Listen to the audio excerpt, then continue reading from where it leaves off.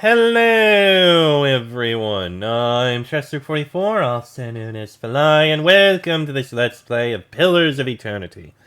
Last episode, we went and dealt with the other person that we had to deal with for Mogren? Was it Mogren? I forget who it was. I don't think it was Mogren. Someone. And we also went on to Burial Isle, looked around a bit, and completed Horavius' personal quest. With that dealt with, it's time for us to move on. Let's go into Northweald and do some explorations there. We've got a couple quests and things to do up here. Let's see what we can find. Alright. Intercept Gwyneth steer wooden expedition. It's glowing. Oh. Search the Northweald for clues to Fjorm's fate. The nest above the clouds, the addendum. Taxes collected, that's not important. Let's see. The tracks and bloodstains continue further east. Tracks and bloodstains?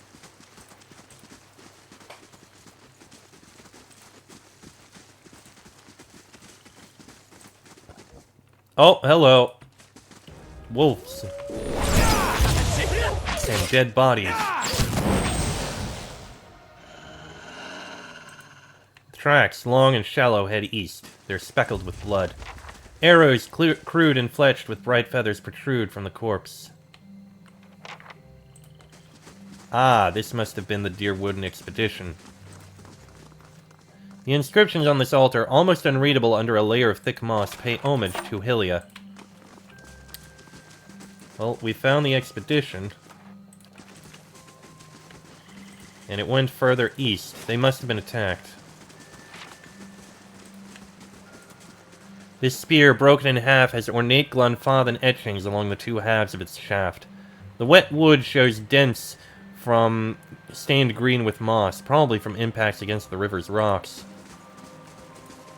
Tracks and bloodstains continue further east.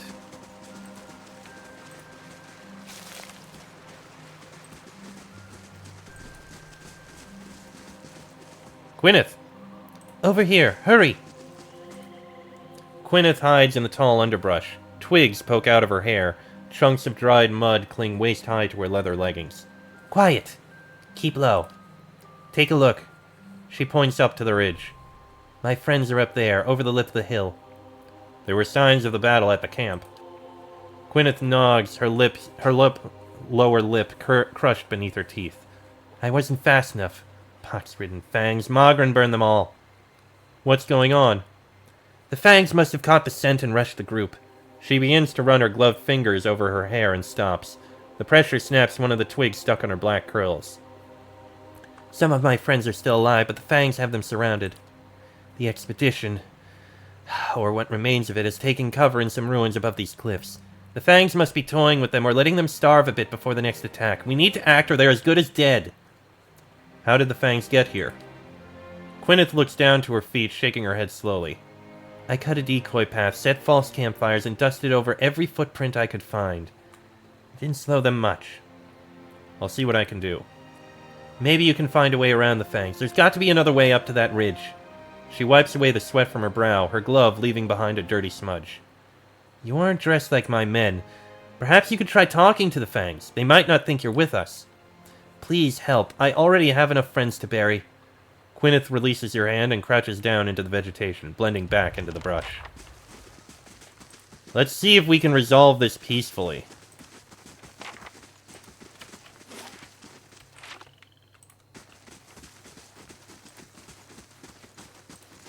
And I'm gonna do what I can to do so. There's the fangs. Estramore. An elven woman stands beside its stag, petting the great beast on its neck. As you approach, the animal jerks its head in your direction and rears up. Stillness! The woman orders the stag, pulling on the skin of the stag's neck until it ceases to buck. Easy now. No need to fight. Yet. She turns to face you. One ear is missing its top half, and many battle scars raise her otherwise smooth skin. More foreigners. More unclean feet trampling on our lands, more blood to feed the trees. You should not be here, Esther Moore. Her hand moves to one of several blades strapped to her hips. If you are here in our lands, it is either to steal from us or to aid those who would. She gestures to the north at the ruins of Angwithan buildings protruding from the underbrush. Dear wooden mercenaries, looters, can you hear their panicked whispers? Leave this place at once, or we will kill you when we finish with these Estermoran. Easy there. I'm a friend of Erglonfoth. She holds her gaze on you. The great stag stomps its front hooves on the ground and turns to its master. Do you speak the truth, foreigner? If you are indeed a friend, you would respect our lands and not defile our sacred soil with your trespass. The woman clenches her jaw. Its muscles quiver under the pressure until suddenly calm returns to her expression. If you have no bonds with kin or kith with the looters, I will give you a chance to prove it.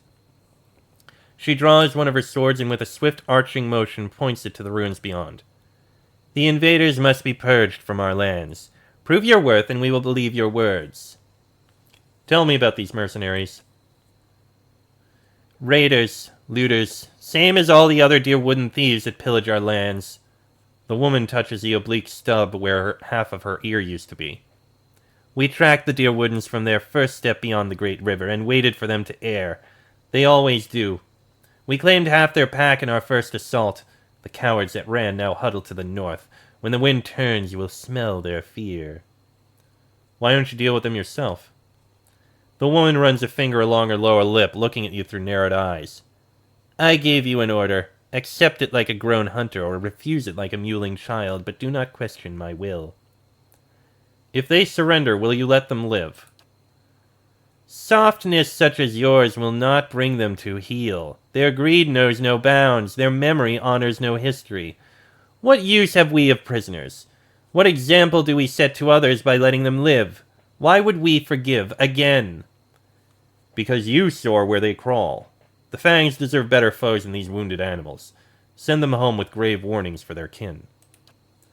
The woman gazes north, her mouth a twisted scowl as she ponders your words. The great stag nudges her shoulder and she reaches up to scratch the animal's chin. Blood was spilled, and life sprouts from the soaked ground. She looks at you with a cold glare, mutters a curse under her breath, and sheathes her blade. We will let the raiders return headless. Their leader must pay for the crimes. Only then may the rest go free. Go, deliver my message before I see the folly in this decision. Do you wish the leader dead? We wish their leader to be an example to others. Sever his head, his freedom, or his family, whichever will best warn others not to trespass into our lands. His head, his freedom, or his family. I think we can figure out a way to get this to work with minimal death to others. And there's the mercenaries there. So yeah, it's a stalemate.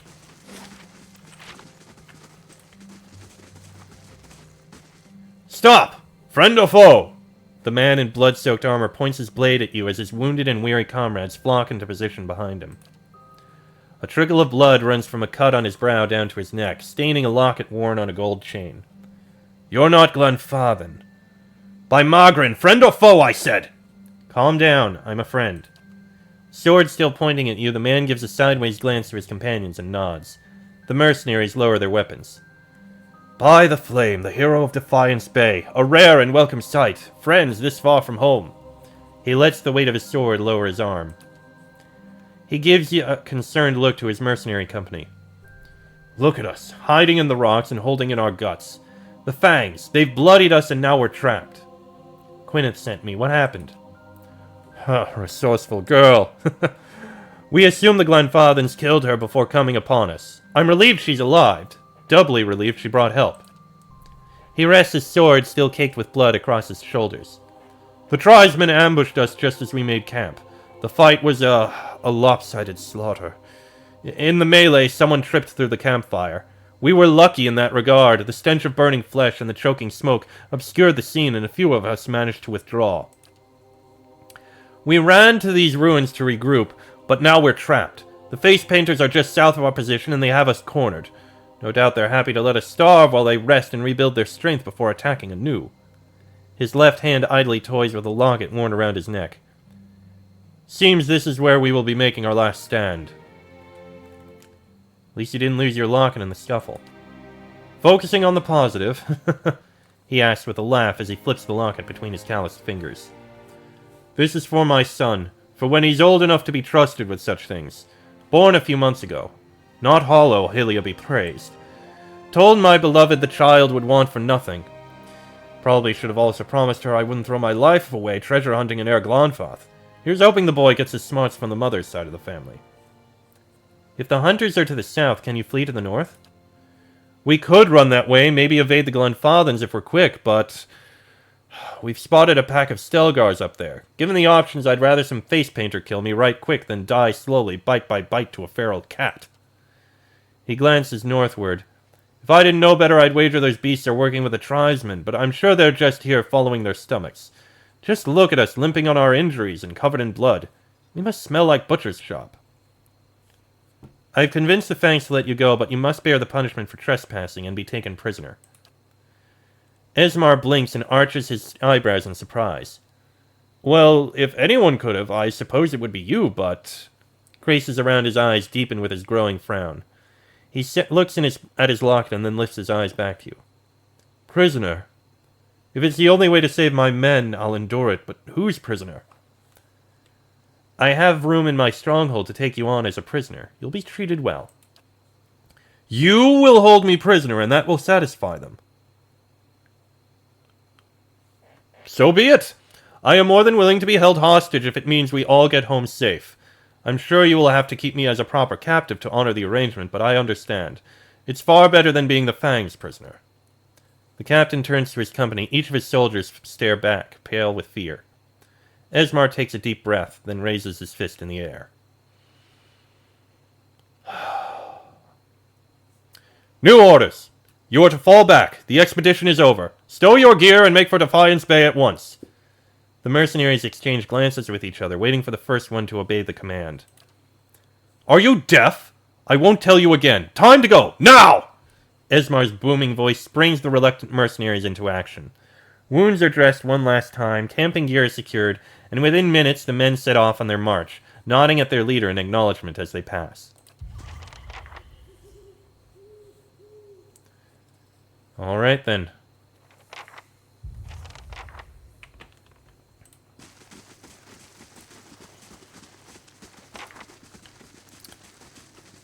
We'll let Gwyneth know immediately.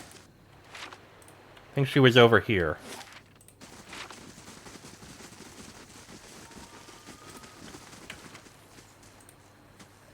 Gwyneth, her gloved hands half buried on the waves of her rebellious hair, watches your approach incredulous.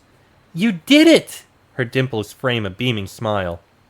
She lets out a sigh of relief and wags her finger at you. We'll be chanting your name back in the gift. Everyone will know what you've done for us, I promise. I realize Esmar will need to be your prisoner if we are to honor the agreement. An odd arrangement, but it'll save the expedition. Besides, I'm sure your dungeon is far more enjoyable than whatever the Fangs do with their prisoners. She scratches her cleft chin with her free hand and gives you a measuring look. But you're the type to deserve more than just praise. Coin, weaponry, or if nothing tangible suits your fancy, I'd gladly share my skills with you. Oh, I'd like to learn from your skills. That would probably be very helpful. Gwyneth nods enthusiastically. I was hoping you'd say that. She removes the gloves from her hands, stowing them in her back pocket. When you spend as much time as I do in the ruins, you learn to strike first and to strike without warning. She holds her estoc out in front of her, its blade parallel to the ground. The key is efficiency of movement. Dungeon Delver. She walks you through several footwork drills that focus on quiet footfalls and measured breathing. Place all your weight on the final step when you're ready to strike, she yells for emphasis as she demonstrates a swift, silent lunge. As you follow her examples, she nods in satisfaction. I think you've got the grasp of it. I'm honored I could teach you something new. She half curtsies and turns to take her leave. Esmar watches Gwyneth disappear into the thick foliage. He turns to face you. I'm ready, I think. He unwraps the locket from his hand and ties it around his neck. At least some of my men are leaving Glonfoth alive. Alright, Dungeon Delver. What is this? Plus 0.1 to crit damage multiplier, plus 1 to stealth, and plus 1 to mechanics. Not the worst. And the major encounter is completed. Huzzah! We'll pick that up at some point in the future. So there's a way back over here. Let's head up to here. We'll get through this. We'll save. Well, we'll save and then we'll move on. So that seems fair. Give me a moment. Alright, let's start clearing out the Stelgar that are likely up here.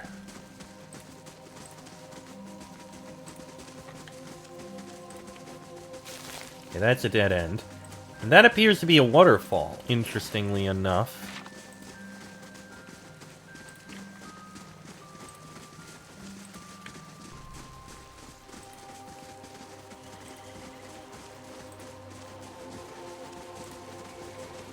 Ah, Stelgar. And that's the one we're looking for that other quest.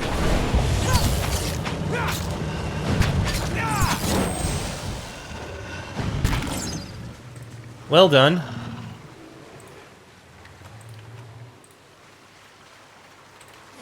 That's handled there. Now, let's see if we can find out what happened with this. Over a ground hardened by dry blood and stomped leaves, the corpse of a giant Stelgar crawls with flies. Its skin has been pierced and cut, as if stabbed by spears and slashed by swords. You touch the dead Stelgar's flank. A cloud of flies stirs into the air, and suddenly you feel the creature's remaining essence. The world around fades away. The pack rests. Rocks shelter the young, full bellies. You turn away and look beyond the trees. The moon breaks over their swaying canopy. A scent in the air stirs a tingling in your mouth. You slide into the shadows, the taste of hunt filling your nostrils. Light shines on the stones by the water that falls. Prey down below, two-legged, hair like dry grass. It moves near the water that flows, thin legs, slow, noisy, unaware. It holds a sharp stick. Two-legged hunter, weak hunter. Prey. Closer, prey. Bright moon prey. Into the dark. Pain! Pain on your side. A sharp stick pokes out of your flank. You roar and shake it. It snaps, breaking on the stones. Wet stones, your blood.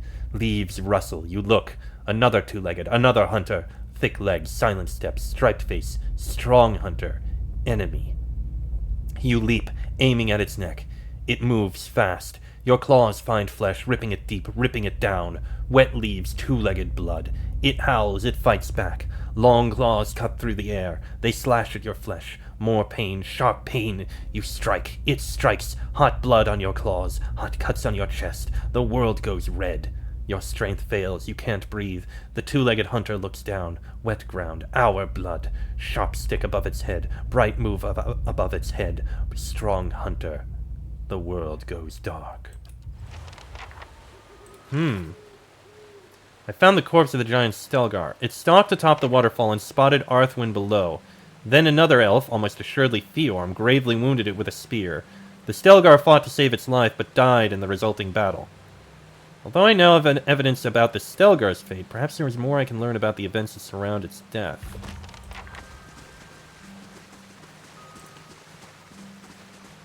And I think there! We're going to run around and get to that bottom, because I think we found Fiorm's body. But I see what happened. Fiorm and the Stelgar fought, and it was a bad battle. The Stelgar did die from its wounds, but Fiorm, he must have slipped and fallen down off of the waterfall into the rocks below. That must not have been good. Let's follow the river north. I think I saw a troll or something up this way. This leather pack, its belongings washed down the current of the river, gleams like a wet rock. Forest lurker, that's what it was. A couple of them.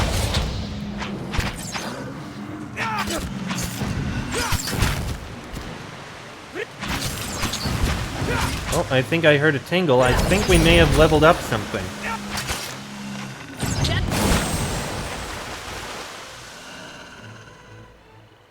Or maybe not. Oh! This boot lies half buried in mud on the riverbank, as if it had been flushed from upstream. Settle. That's it. There it is. Let the Catman sniff out any trouble. What? Beneath the raging waterfall, the corpse of an elven Glanfathan hunter lies shattered against the rocks. Broken bones protrude through its skin, but you also notice deep, parallel cuts in the rotting flesh. The slashes trace almost every part of the body, as if it had been ravaged by a dozen blades. This man probably died before his fall from the cliffs above. You touch the dead elf's forehead, droplets of water glistening down its purple surface, and feel a sudden jolt from the hunter's lingering essence. The world around you fades away. You're walking among the underbrush without making a sound. Moonlight catches sight of your arms, shining them pale, but you quickly dart again into the shadows of the giant trees of the Northweald. Your blood brother is not so deft as you expected. Look at him. Frail, unaware. He doesn't deserve to share the glory of this hunt. It's been countless seasons since a Stelgar like this one, twice the size of its lesser kin, has roamed the forest near Twin Elms. Arthwin fell for the trick. You almost feel pity for him, but you've convinced yourself that he'd only get in the way once the killing begins. He'll be safer by the river, expecting that we'll flank the Stelgar when it comes out to drink. But this kill will be only yours. The Stelgar is larger than you imagined. It stands without fear atop the waterfall's ridge, its silhouette cutting a monstrous hole against the mantle of the night sky. A beast of legend, a true hunter. Your hand tightens around the shaft of your father's spear. The weight feels balanced, just right, as you prepare the throw. You put everything into it. The spear flies true and hits its mark. The Stelgar didn't even hear a sound. Its blood spills bright on the rocks, yet it stands unfazed. The beast pounces. Moonlight shines over its great fangs. Your hands draw your blades without a second thought as you lunge forward to meet this monster. It's fast. It's ripping your flesh apart. You stab at the darkness engulfing you, deep, again and again, but there is no slowing its embrace. I found Fjorm's corpse. His lingering essence revealed part of his last memories. In trying to kill the giant Stelgar by himself, Fjorm tricked Arthwin and fought the creature alone, dying in the attempt. Oh, we will be speaking to Arthwin about this. He lied about this. But was it done perhaps to save his reputation? Or something like that? Let's head over this way.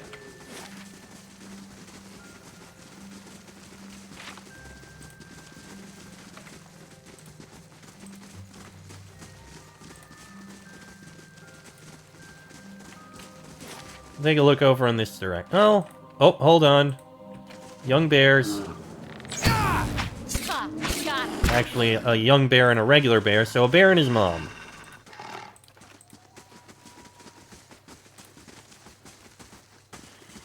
Elder antelope.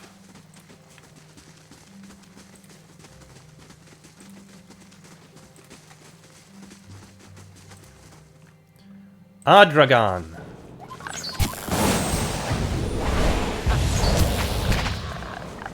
Well, there's things around here. Oh, this probably leads up to the Temple of Hylia.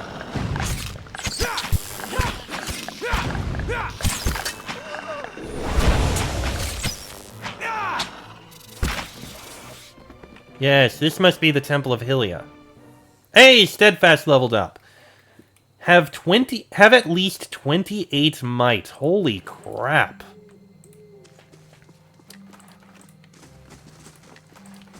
There must be a way to improve that. The clouds above the cliffs of the Northweald reflect on the iridescent surface of this pillar of Adra. 28 might. You're at 16. Is there a way I can get enough? What? I feel like there may be a spell.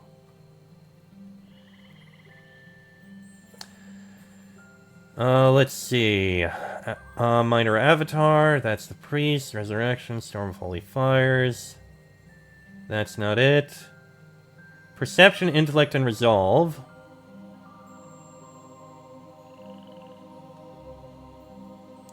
So no, not there. Bonus to might, perception, and all damage reductions.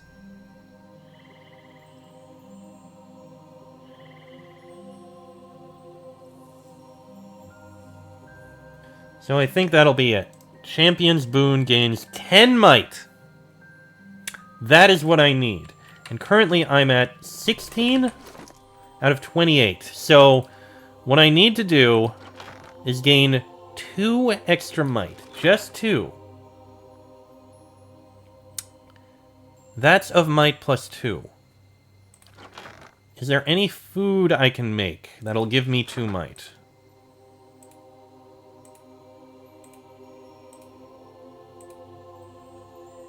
Dragon meat dish. That'll give me 3. Duke's own beetloaf, I can do that one. Craft one of those. Oh, damn it. It must be in the food somewhere. Oh, great. What does it look like? It looks like a bunch of meat. Okay, let me, like that, but on a dish. Oh, no, wait, it's right here. Okay. Put that there. We'll eat that in a minute. We'll need to be in combat in order to finish this.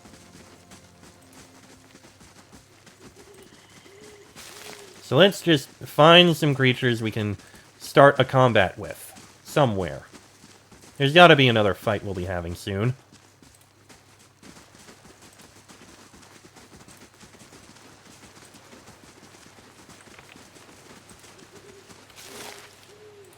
Maybe up in this area. It's like the last area we haven't explored.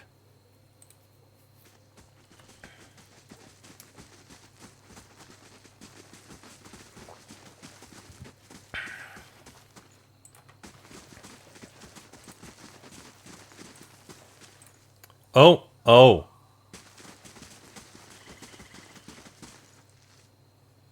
You come upon a clearing and see a group of Glenfathans standing in a circle. Sagani glances from the Audra statuette to the hunters, looking for a connection. Meanwhile, the hunters turn and notice you. Their bows are drawn. Take it easy. We're just looking for someone. What business does an Estramore have with the Fangs? They step aside and turn to you, and as they do, you see something on the ground behind them. Lying amidst the ferns is a white stag. Dark blood mars its brilliant coat, and its sides tremble with a quick, shallow breaths. You feel a presence in the beast, something ancient and familiar. Before you can speak, something thumps to the ground. You look down and see the Audra bear, its bright glow flickering. Auric's shadow. Sagani draws up beside you, her wide eyes fixed on the dying stag. Barap's wheel. Is that? One of the hunters takes a step forward, and Sagani raises her bow, an arrow knocked. Any closer, and you'll bleed out next to him. Her voice is low and tremulous. I never thought I'd prepared myself to meet a stranger. To share the honor and history of my village with someone who had no knowledge of us. Even someone who'd scorn our way of life. If we're going to do this, you've got to hurry. I was going to tell him about the years of abundance in Masuk. How his granddaughters have hunted caribou, and his grandsons made our walls strong. But he'll be gone in minutes. Tell him about his family. She kneels by the fallen stag. Placing her hand on its head, she begins speaking. She tells Persoc of the families his own children have raised, of his sons and daughters who have become respected elders in their own right. She describes the hunts his granddaughters have led, the homes his grandsons have built, and the dozen great-grandchildren between the lot of them. The stag takes a final shuddering breath and falls still. If you've finished your chanting, we need to get to work before the meat spoils. Did your elders teach you even a mouse dropping's worth of decency? There will be other kills to dress and eat, but there will only be this one chance for Sagani to say her due respects. Have you no respect? A great soul inhabited this body. And it's gone now. What's left is our kill. You owe Sagani an apology. I want nothing from the tongues of these carrion eaters, coming from people who revere stones and long-dead Audra. It's not just worshipping stones, you fool. It's about respect for what was built by those who came before you. Persoc means to you what those long-dead Adra mean to us. She slanders the builders.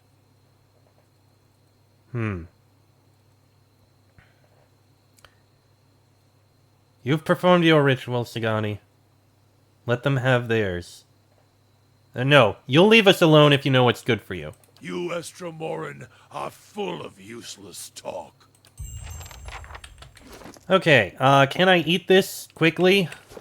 In a moment? Before the fight starts? Okay, I think you've eaten it. I think you have 18 strength now. No, you only have 16. Now you have that. Now you get this onto him quickly. Because you should have 18 strength. Why do you only have 16?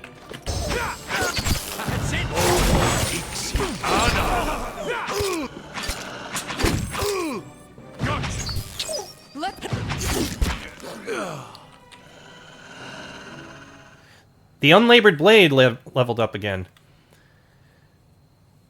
The edge of this blade has lost much of its original sharpness. Every slice is a labor, and it seems increasingly better suited to break the seal on letters than to pierce flesh. The grip has started to fray considerably. There's a third rune on the blade now. Perhaps it is a symbol for dull. 1,000 more slash damage for that. Can you please just eat the meat? Yes, eat the meat before the spell wears off. Nope, you lost it. Yeah. Damn it.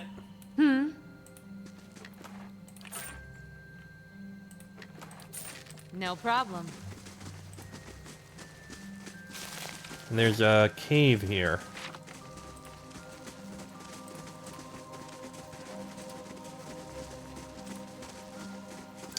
Hopefully there's another bit of fighting we can do. Maybe in the cave. Then we'll be able to eat that and get this taken care of quickly.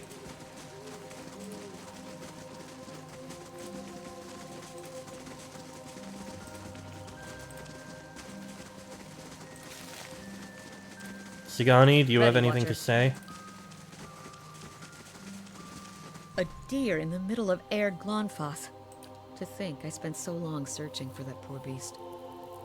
Whatever Persoc becomes next, I doubt he'll remember any of this. And yet those 5 minutes with him were more than I've spent with my family in 5 years. Sounds like you have a new perspective.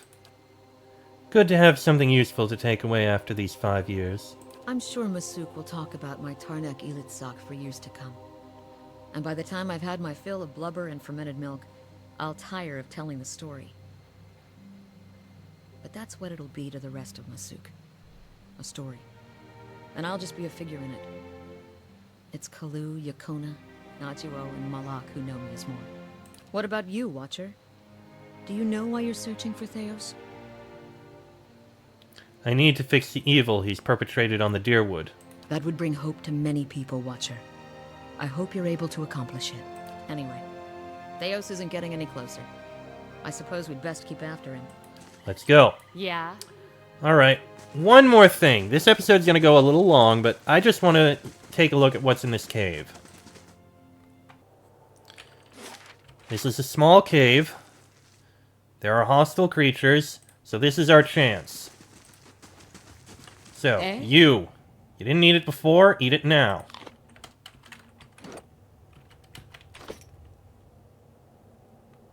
Okay. Duke's own beetloaf, you've got the extra might. Now go in, attack, you! Get that spell cast on him. Mow it. And you've got 26! What doesn't add to it?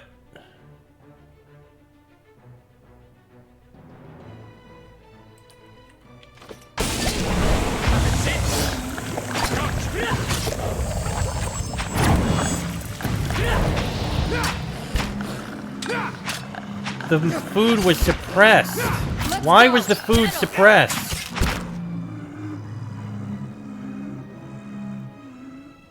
Damn. No problem.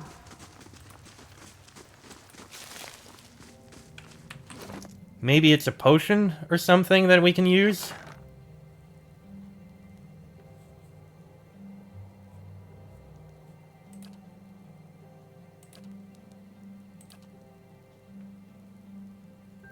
I didn't expect food to be suppressed by that.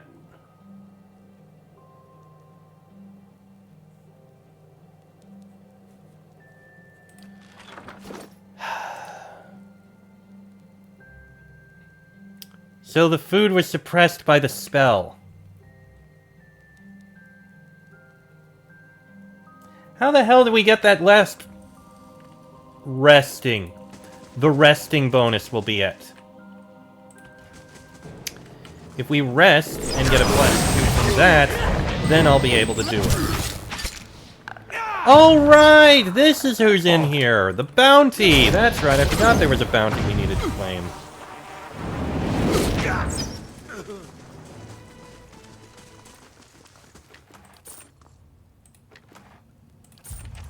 There we go. Glunfathen stocking boots and a club. Okay, nothing special here. And with that, this episode's gone a little long, but I'm going to go ahead and end this episode here.